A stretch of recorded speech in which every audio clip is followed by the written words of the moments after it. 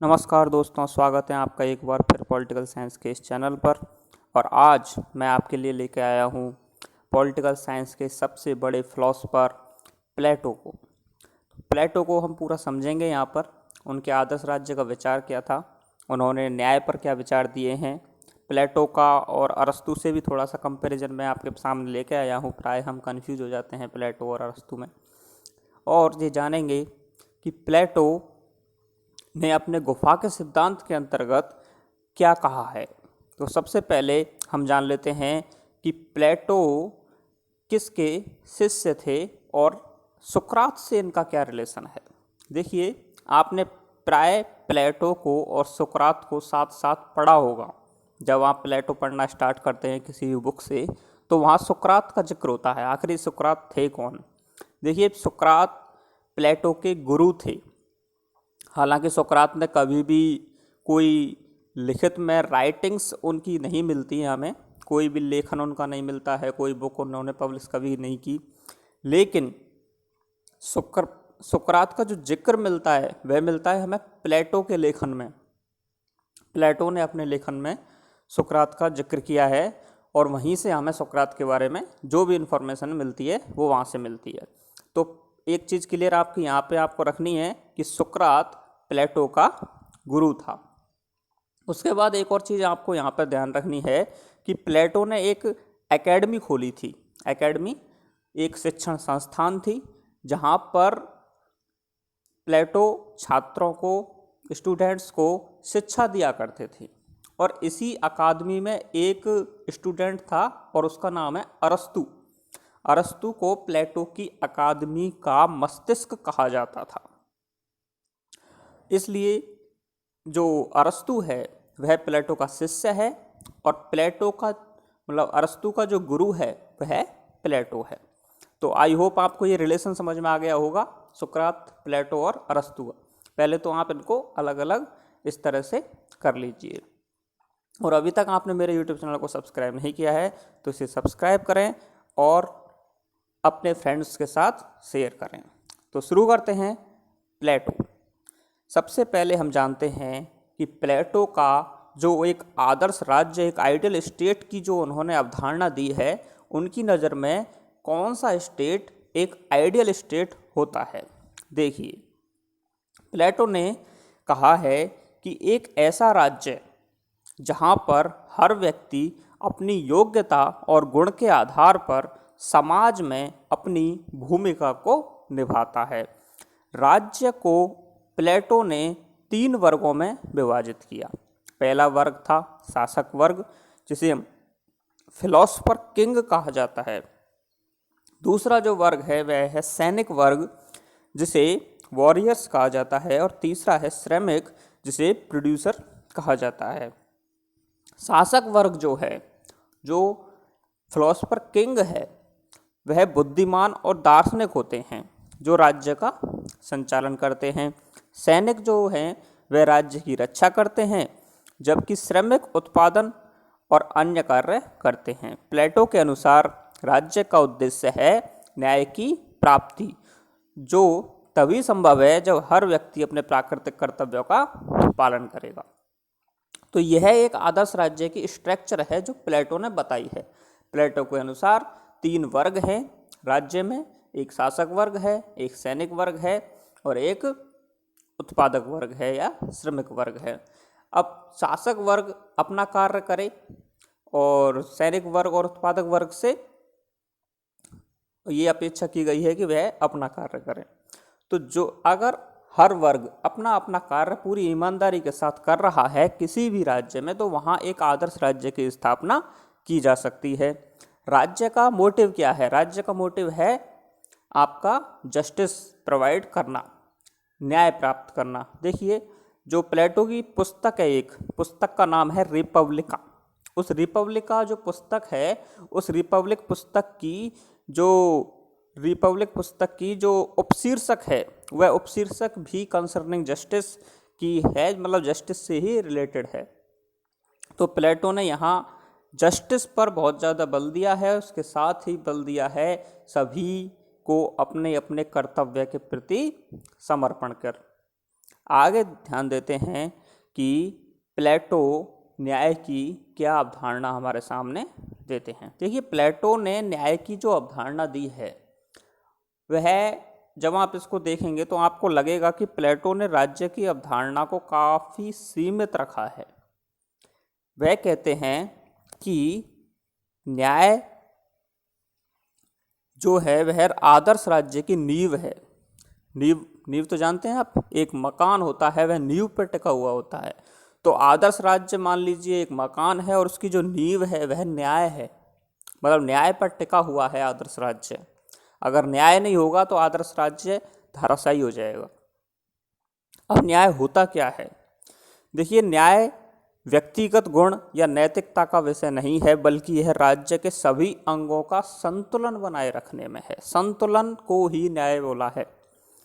प्लेटो का मानना था कि हर वर्ग में, राज्य में हर वर्ग अपना कार्य सही तरीके से करता है और एक दूसरे के कार्यों में हस्तक्षेप नहीं करता है, तभी राज्य में न्याय स्थापित होता है। अब ये कौन से वर्गों की बात हो रही है? अभी अभी तो बात की हमने 3 वर्ग, एक दार्शनिक राजा, दूसरा सैनिक और तीसरा उत्पादक। तो ये जो 3 वर्ग हैं, यह 3 वर्ग आपस में बिना किसी दूसरे के कार्य में हस्तक्षेप किए बिना अपना कार्य अगर पूरी ईमानदारी के साथ करते हैं तो वहाँ एक न्यायपूर्ण समाज और एक आदर्श राज्य की स्थापना हो सकती है। यह प्लेटो का मानना है। और समझ में नहीं आया हो तो और बता देता हूँ। दार्शनिक राजा सिर्फ विवेक के आधार पर राज्य का संचालन करेगा, वह सैनिक के कार्यों में और उत्पादक के कार्यों में हस्तक्षेप नहीं करेगा। सैनिक अपने साहस के बल पर राज्य की रक्षा करेगा, सुरक्षा करेगा। वह राज्य के शासन संचालन में, जो कि दार्शनिक राजा का कार्य है, और उत्पादन में, जो कि श्रमिक का कार्य है, उसमें हस्तक्षेप नहीं करेगा।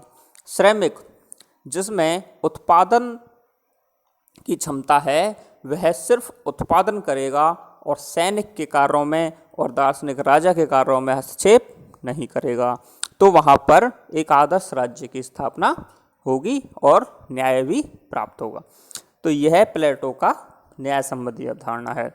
आगे चलते हैं, और जो 3 वर्ग हैं उन 3 वर्गों में 3 तत्वों की प्रधानता की बात प्लेटो करता है। कौन कौन से? पहला है शासक वर्ग। प्लेटो कहता है कि जो फिलोसोफर किंग है वह वही व्यक्ति बनेगा जिस व्यक्ति में विवेक की प्रधानता होगी। विवेक यानी विस्डम, तर्क, जिसके पास तर्क करने की क्षमता है, जिसके पास विवेक है, जिसके पास विस्डम है, वह ही दार्शनिक राजा बन सकता है और राज्य का संचालन करना उसका कार्य है, जिसके लिए विवेक आवश्यक है।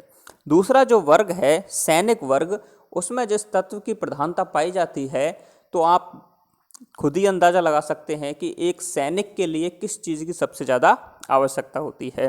एक सैनिक के लिए साहस की सबसे ज़्यादा आवश्यकता होती है, और साहस के बल पर ही वह राज्य की सुरक्षा करता है, और पूरी राज्य की रक्षा की जो जिम्मेदारी है वह एक सैनिक वर्ग पर होती है। तीसरा जो वर्ग है वह है श्रमिक वर्ग, और जो श्रमिक वर्ग है वह प्रोड्यूसर होता है, उत्पादक होता है और उत्पादन का कार्य करता है। देखिए, उत्पादन का जो कार्य है वह तभी कर सकता है कोई व्यक्ति जब उसमें तृष्णा ज़्यादा हो। तृष्णा मतलब एक उत्पादन की भूख हो, जब वो एक पैसे से पैसा कमाने की इच्छा रखता हो, और एक तरह से कह सकते हैं कि जैसे व्यापारी होते हैं हमारे, वह मार्केट में पैसा लगाते हैं, फिर उससे और लाभ कमाते हैं, फिर और ज़्यादा लगाते हैं, फिर और ज़्यादा कमाते हैं। तो यह जो एक भूख है लगातार उत्पादन करने की, प्रोड्यूस करने की, यह श्रमिक वर्ग में होती है, और इसी के आधार पर वह लगातार प्रोड्यूस करता रहता है, लगातार प्रोडक्शन करता रहता है, और राज्य की जो आर्थिक ज़रूरतें होती हैं उनको पूरा करता है। तो इस प्रकार से हमने प्लेटो के ये जो 3 वर्ग हैं, इन 3 वर्गों की चर्चा की। आगे हम चर्चा करते हैं कि प्लेटो ने एक बहुत ही अच्छा दृष्टांत दिया है। इस दृष्टांत का नाम है गुफा की सिद्धांत। अब ये जो गुफा का सिद्धांत प्लेटो ने दिया है, इसको समझने के लिए हमें जाना होगा एक कल्पना लोक में।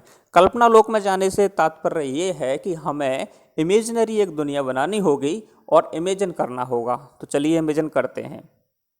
देखिए, सबसे पहले थ्योरी तो हम बाद में पढ़ेंगे, सबसे पहले मैं आपको एक चित्र दिखा देता हूँ। ये जो आपको दिखाई दे रहा है यह है एक गुफा। चलिए आज हम एक पेन का इस्तेमाल कर लेते हैं।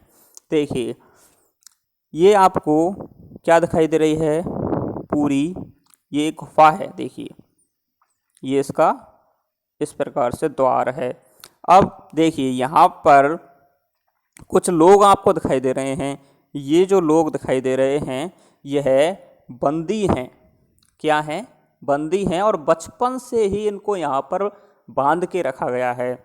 और इनका जो सर है वह इस दिशा में, इनका जो सर है उसे इस दिशा में इस तरह से फिक्स किया गया है कि यह इस दीवार की ओर, ये जो दीवार है इस दीवार की ओर लगातार देख रहे हैं।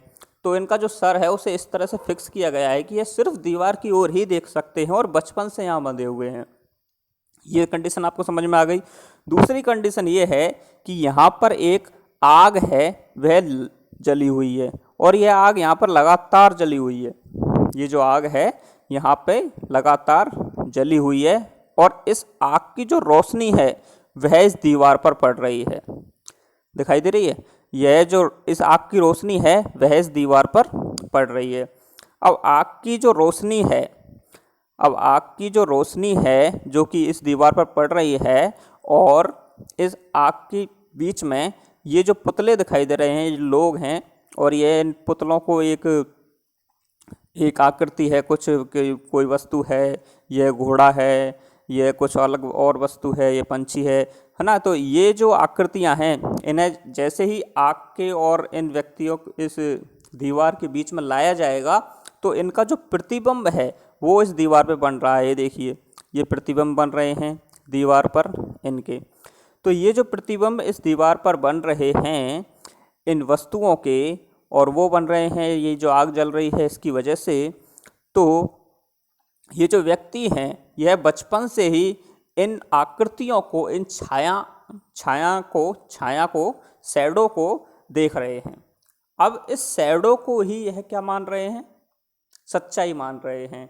यह कह रहे हैं, एक दूसरे से बातें कर रहे हैं, और ये कह रहे हैं कि ये देखिए, यह दुनिया ऐसी है, यह दुनिया जैसी छाया में दिखाई दे रही है। लेकिन क्या वास्तव में दुनिया ऐसी है? नहीं है। वास्तव में दुनिया ऐसी नहीं है जैसी कि दिखाई दे रही है।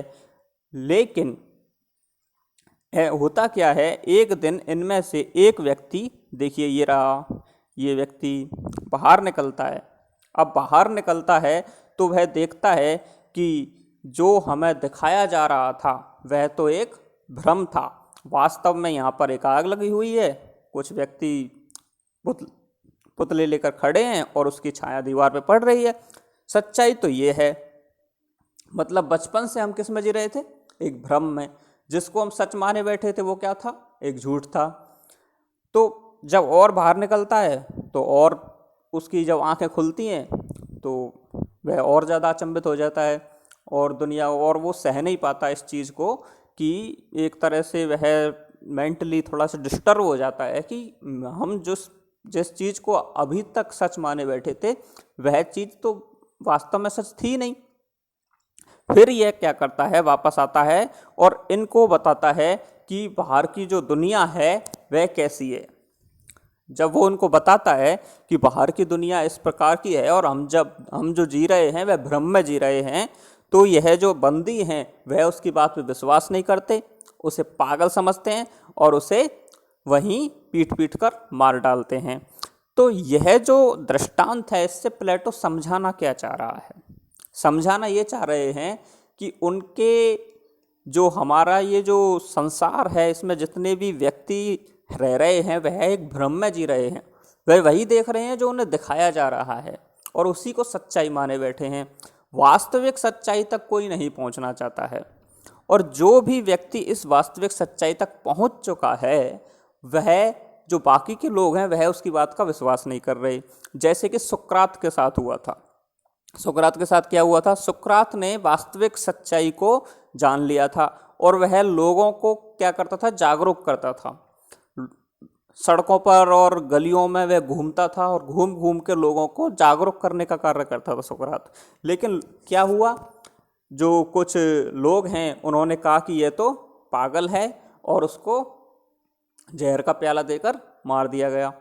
तो यही कार्य, इसी चीज़ को बताने का प्रयास प्लेटो कर रहे हैं कि जिसके पास ज्ञान आ जाता है, जो इस पूरी सच्चाई को समझ लेता है, बाकी के लोग उसकी बात पर विश्वास नहीं करते हैं, वह अपने उस भ्रम में ही जीते रहते हैं। और एक व्यक्ति अगर सच्चाई को जान भी ले तो वह उसे पागल समझते हैं और उसे मार डालते हैं।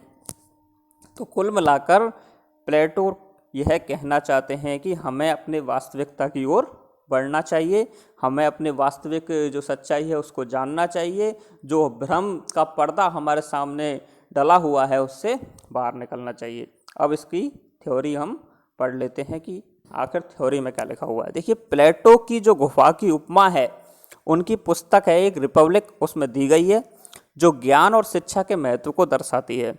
इसमें कुछ लोग हैं, एक गुफा में कैद हैं और वे केवल छायाओं को ही देख सकते हैं जिन्हें वे वास्तविकता समझते हैं। लेकिन जब उनमें से एक व्यक्ति गुफा से बाहर निकलता है और वास्तविकता को देखता है तो उसे समझ में आता है कि वह जो वे गुफा के अंदर देख रहे थे वह सिर्फ एक भ्रम था।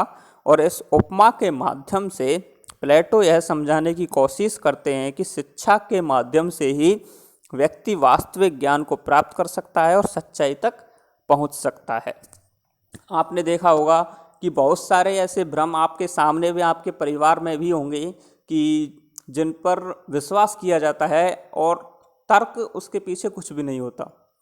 जब तर्क की बात आती है तो ये कहा जाता है कि ऐसा होता आया है, ऐसी परंपरा है, उसके पीछे कोई तार्किक आधार नहीं होता। जो अब आप क्या है कि आप पढ़ लेते हैं, आप थोड़ा सा आगे बढ़ जाते हैं, हमारी जो पुरानी पीढ़ी है वह इतना आगे नहीं बढ़ पाई, उनको इतनी नॉलेज नहीं है, तो उनको जब आप यकीन दिलाने की कोशिश करते हैं कि नहीं ऐसा कुछ नहीं होता, तो उसी को थोड़ा इसका कोई तार्किक आधार नहीं है, ये सच नहीं है, तो वह क्या करते हैं कि अरे तू कितना पढ़ा लिखा हो गया है, तू जो परंपराओं को नहीं मानता है वो नहीं मानता। तो इस तरह की जो चीज़ें होती हैं वही प्लेटो समझाने की कोशिश कर रहे हैं कि जिस व्यक्ति के पास ज्ञान आ जाता है वह जब दूसरे व्यक्तियों को उस ज्ञान की सच्चाई बताने का प्रयास करता है तो जो लोग हैं जो वह उसको पागल करार देकर उससे मार डालते हैं।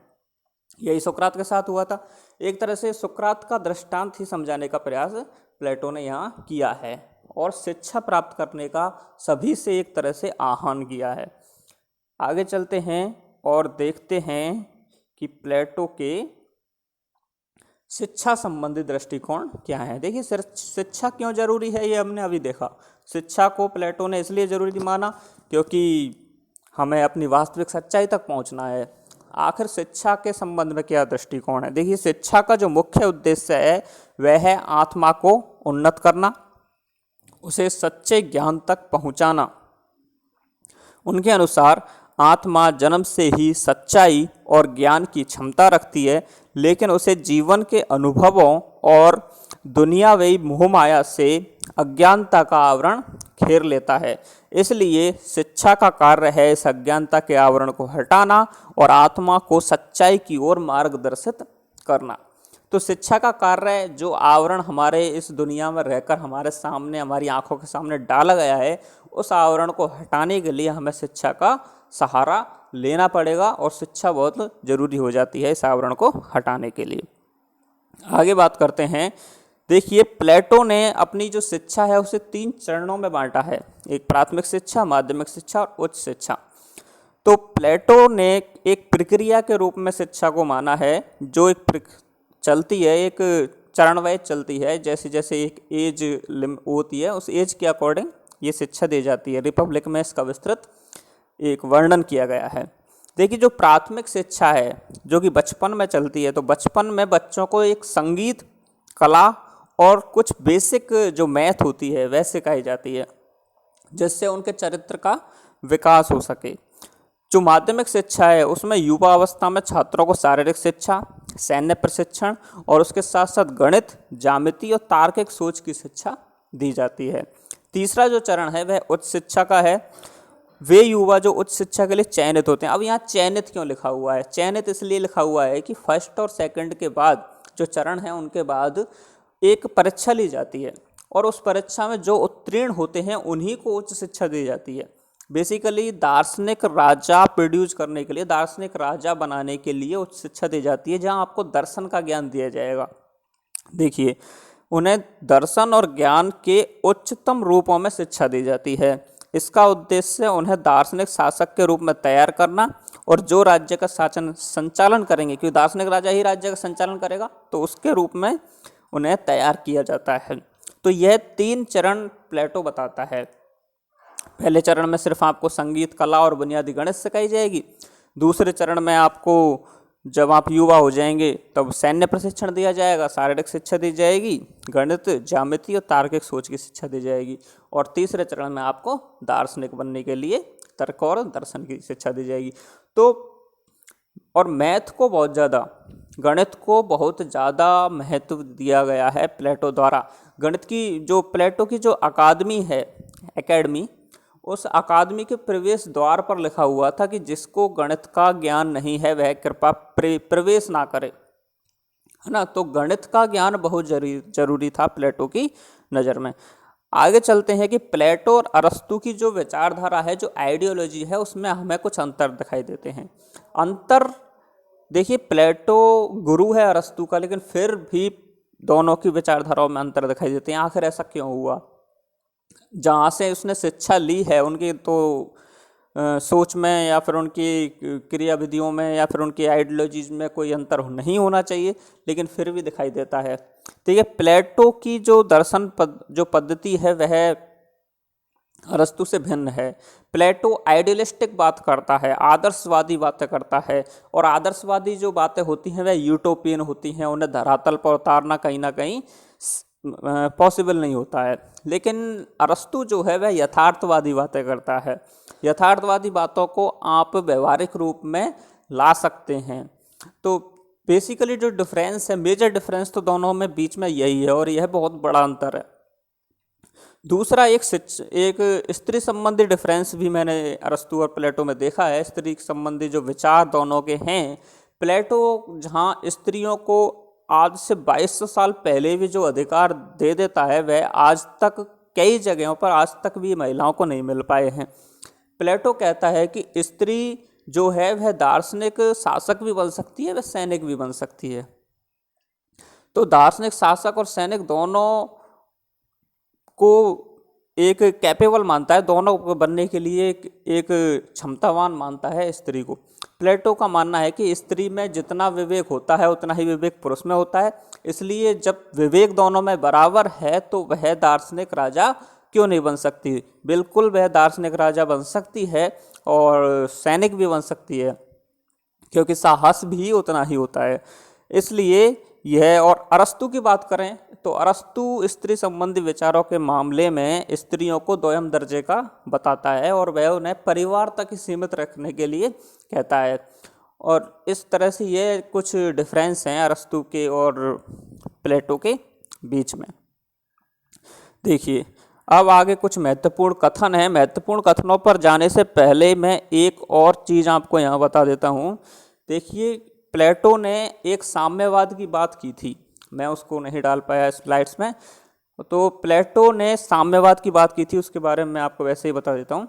साम्यवाद जो है वह हमने मार्क्स के मैटर में सुना है, लेकिन एक साम्यवाद प्लेटो भी बताता है। ठीक, मार्क्स का जो साम्यवाद था वह आर्थिक आधार पर जो उन्होंने एक कल्पना कह सकते हो या फिर व्यवहारिक रूप में, तो मार्क्स का पूरी तरह से साम्यवाद नहीं आ पाया था, उसमें काफ़ी कुछ चेंजेस हो गए थे। लेकिन जिस प्रकार के मार्क्स ने साम्यवाद की कल्पना की थी वह तो एक वर्ग विहीन, राज्य विहीन, जहाँ सभी संसाधनों पर श्रमिक वर्ग का एक कब्जा हो सभी को, तो इस प्रकार का एक कल्पना कह सकते हैं वह मार्क्स ने की थी। लेकिन जब बात करते हैं प्लेटो की, तो प्लेटो ने साम्यवाद के अंतर्गत अपने 3 वर्गों में से 2 वर्गों को रखा था। जिन 3 वर्गों की बात की थी, एक दार्शनिक, राजा, सैनिक और उत्पादक, ये 3 वर्ग थे। उनमें से दार्शनिक, राजा और सैनिक, इनको साम्यवाद के अंतर्गत रखा गया था। ये दार्शनिक, राजा और सैनिक दोनों मिलकर संरक्षक वर्ग बनते हैं। ये दोनों मिलकर, दार्शनिक, राजा और सैनिक दोनों मिलकर कौन सा वर्ग बनाते हैं? संरक्षक वर्ग बनाते हैं। तो इस संरक्षक वर्ग को साम्यवाद के अंतर्गत रखा गया था, जिसमें दार्शनिक, राजा और सैनिक दोनों आ जाते हैं। अब साम्यवाद था किस किस चीज का? 2 प्रकार के साम्यवाद थे। एक संपत्ति का साम्यवाद था, दूसरा परिवार का साम्यवाद था। मतलब ना तो दार्शनिक, राजा और सैनिक संपत्ति रख सकते हैं, ना ही दार्शनिक, राजा और सैनिक परिवार रख सकते हैं। परिवार और संपत्ति ये दोनों नहीं रखेंगे। अब कारण जान लेते हैं कि प्लेटो ने ऐसा किया क्यों, आखिर उन पर ऐसा जुर्म क्यों किया जा रहा है, दार्शनिक, राजा पर और सैनिकों पर, कि आप संपत्ति और परिवार नहीं रख सकते। वह इसलिए किया जा रहा है क्योंकि प्लेटो का मानना था कि व्यक्ति जो भ्रष्टाचारी होता है, जो भ्रष्टाचार करता है, वह अपने परिवार के लिए करता है। अब जब परिवार ही नहीं होगा तो व्यक्ति भ्रष्टाचार क्यों करेगा? समझ में आ रहा है? जब परिवार ही नहीं होगा तो वह भ्रष्टाचार किसके लिए करेगा? जब उनकी कोई संतान ही नहीं है, जब उन्हें पता ही नहीं है कि उनकी संतान कौन है, तो फिर वह भ्रष्टाचार करेगा किसके लिए? यह मानना था प्लेटो का। इसलिए प्लेटो ने संपत्ति का और परिवार का, दोनों का साम्यवाद रखा था, क्योंकि ये दोनों ही एक दार्शनिक, राजा और सैनिक के मार्ग में बाधा उत्पन्न कर सकते हैं उनके कर्तव्यों के निर्वहन में, यह मानना था। इस वजह से इसके बाद हम कुछ महत्वपूर्ण कथनों की बात कर लेते हैं, जो कि बहुत इम्पोर्टेंट हो जाते हैं परीक्षा की दृष्टि से, और इनमें से 1 या 2 कथन आने की संभावना बनी रहती है। पहला जो है वह जेलर का है, और जेलर जो कि एक थिंकर है, वह कहते हैं कि प्लेटो के शिक्षा सिद्धांत में सामंतवाद का समर्थन व श्रमिकों के विरुद्ध पक्षपात दिखाई देता है। देखिए यह एक, कह सकते हैं, आलोचनात्मक कथन हो सकता है, जहाँ पर कहा जा रहा है कि प्लेटो ने जो शिक्षा सिद्धांत दिया है उसमें सामंतवाद का समर्थक है और श्रमिक है उनके विरुद्ध पक्षपात है। सेवाइन कहते हैं कि रिपब्लिक जो है वह कल्पनावाद है, कल्पनावाद मानते हैं रिपब्लिक को। रिपब्लिक क्या है? पुस्तक है प्लेटो की। सेवाइन ही आगे कहते हैं कि आदर्श राज्य प्लेटो की सर्वाधिक मौलिक खोज है। इसके बाद इमर्सन कहते हैं कि प्लेटो ही दर्शन था और दर्शन ही प्लेटो था। कार्ल पापर कहते हैं कि पश्चिम चिंतन या तो प्लेटोवादी रहा होगा या प्लेटो का विरोधी रहा होगा, लेकिन शायद ही वह गैर प्लेटोवादी रहा होगा, यह कार्ल पापर कहते हैं। कार्ल पापर, क्रॉसमैन, रसेल, हन्ना आरेंट ने प्लेटो को सर्वाधिकारवादी और फांसीवादी भी कहा है। यह भी आलोचना है, आलोचक बहुत रहे हैं प्लेटो के। इसके बाद अरस्तु जो कि शिष्य थे प्लेटो के, वह खुद कह रहे हैं कि प्लेटोवादी पुत्र होने की अपेक्षा उनका छोटा भाई होना अधिक अच्छा है, क्योंकि परिवार के साम्यवाद में तो किसी पुत्र के हजारों पिता होते हैं। यह प्लेटो की साम्यवादी व्यवस्था की आलोचना है जो अरस्तु द्वारा की गई है। कार्ल पॉपर कहते हैं कि प्लेटो का आदर्श राज्य एक बंद प्रणाली है, क्लोज सिस्टम है। बारकर कहते हैं कि प्लेटो का दार्शनिक राजा प्रबुद्ध अधिनायकवादी है। आगे बारकर ही कहते हैं कि प्लेटो का न्याय वस्तुतः न्याय नहीं है, वह केवल मनुष्यों को अपने अपने कर्तव्यों तक सीमित करने वाली भावना मात्र है, कोई ठोस कानून नहीं है। अपने अपने कर्तव्यों तक सीमित करने की भावना मात्र इसलिए कहा गया है क्योंकि वो 3 वर्गों की बात करते हैं और 3 वर्ग अपने अपने कर्तव्य करेंगे बिना किसी दूसरे कार्य में हस्तक्षेप किए बिना, तो वहाँ न्याय होगा। इसलिए बारकर इस पर यह आरोप लगा रहे हैं। बारकर कहते हैं कि यह कहना आसान है कि रिपब्लिक काल्पनिक है, बादलों में एक नगर है, एक सूर्यास्त के दृश्य के समान है जो साय के 1 घंटे के लिए रहता है, तत्पश्चात अंधकार में विलीन हो जाता है और परिस्थितियों पर आधारित है। तो यह भी बारकर ने कहा है। क्रॉसमैन कहते हैं कि प्लेटो का आदर्श राज्य तर्कपूर्ण रूप से समान व्यक्तियों का लोकतंत्र नहीं है, बल्कि सुसंस्कृत लोगों के आनुवांशिक वर्ण का कुलीन तंत्र है जो पितृसम्मत उदारता से मेहनतकश लोगों के प्रति उदारता प्रकट करता है। तो यह क्रॉसमैन ने कहा है। तो यहाँ पर समाप्त होती है प्लेटो की यह वीडियो, और आपको आई होप आपको वो समझ में आया होगा। और सबसे कठिन जो पार्ट आपको लगा होगा वो मुझे पता है, इसके जो महत्वपूर्ण कथन मैंने लास्ट की 2 स्लाइड्स में डाले वो लगा होगा। बिल्कुल लगना भी चाहिए और सबको यही पार्ट कठिन लगता भी है। इसके लिए आप एक काम कर सकते हैं कि ये जो कथन है इन कथन को बार बार लिखकर और अलग अलग थिंकर्स को अलग अलग सेट करके फिर आप याद कर सकते हैं। प्रॉब्लम ये होगी कि आपको कोटेशन तो याद हो जाएंगी लेकिन किसने कहा है यह मिक्स हो जाएंगी। जैसे कि कोई चीज़ सेवाइन ने कही है तो आपको लगेगा कि यह बार करने कही है, अगर कोई चीज़ बार करने कही है तो आपको लगेगा कि ये सेवाइन ने कही है। तो इस तरह से जो मिक्सिंग होती है इस मिक्सिंग को रोकना होगा आपको। उसके लिए आप इन्हें लिख लिख कर याद कर सकते हैं और ज़्यादा याद करने का प्रयास ना करें क्योंकि कन्फ्यूजन होता है तो वहाँ पर फिर गलत होने के चांस बढ़ जाते हैं। आप अगर लिख लिख के आपको याद हो जाएं तो ठीक है, बाकी तो सबसे ऐसे ही याद होते हैं, सभी के लिए प्रॉब्लम्स आती हैं। तो थैंक्स फॉर वॉचिंग। और आगे तक आपने इस चैनल को सब्सक्राइब नहीं किया तो आपसे सब्सक्राइब कर लें। टेलीग्राम ग्रुप पर मैं आपको इसकी PDF उपलब्ध करवा दूंगा, लिंक आपको दे दिया है। ये पॉलिटिकल साइंस नॉलेज नाम से मेरा टेलीग्राम चैनल होगा। और धन्यवाद, नेक्स्ट वीडियो में मिलते हैं। Thank you.